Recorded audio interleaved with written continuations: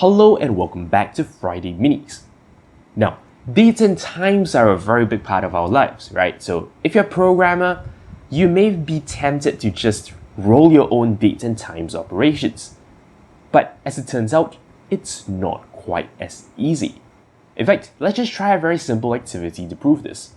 Take the current date, whichever day you're watching this on, go backwards by 100 days, and then for that particular day, give me the date as well as the day of the week. Turns out, not a very simple computation because you need to think about which month is it, right? The counter day of the weeks. Yeah, it's not that easy. This is compounded by the fact that there are weirdnesses that we don't even encounter in a day-to-day situation. So, long story short, you generally don't want to do date calculations yourself. Luckily for us, many programming languages give us a way to, well, not do that. And today, what we're going to do is we're going to look at a few simple functions that are present in many programming languages that make your life easier.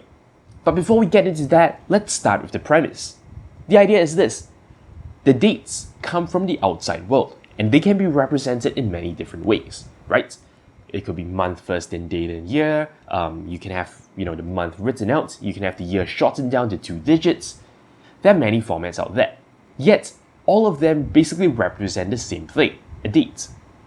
So, what you'll need to do first and foremost is to understand that and convert it into an internal representation that it can easily do math on.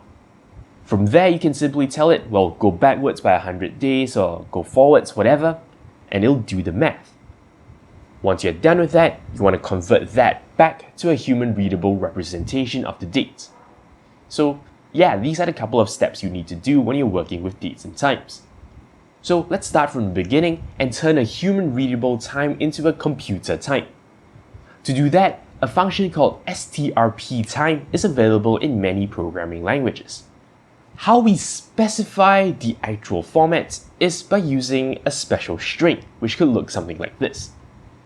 For this, you'll have to go and look up what each one of these symbols represent, and essentially lay out the format of the actual time using these.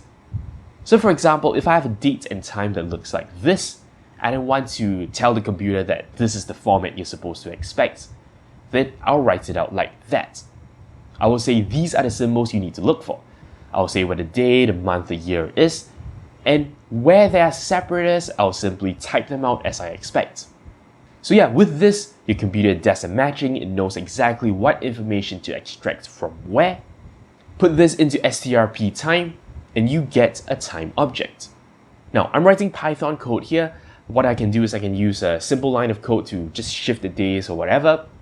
And to turn that back into a human-readable time, you'll use a function called strftime, which uses essentially the same syntax. It takes that date object, and what it does is, well, it extracts the relevant elements out of it and lays it out in the format you ask for. At the end of the day, well, you get a date, a human-readable date. So there you go, that's it. It's very important to know how to use these functions because as a programmer, it's pretty hard to avoid doing date and time operations at one point of time or another. And again, remember, don't roll it yourself because there are many difficult corner cases that you have to work with, and it's really not worth the trouble. So that's it. That's all there is for this episode of Friday Minis. I hope you've gained some insight today. But yeah, until next time, you're watching 0612 TV with NERDfirst.net. Thank you very much for watching. If you like my work and are feeling generous, you can shoot me a one-time donation on PayPal or sign up for a recurring one on Patreon. Of course, you can simply like, comment, and subscribe. You know the deal. For more videos, links to my channel and a related playlist are on screen. Thank you for your support.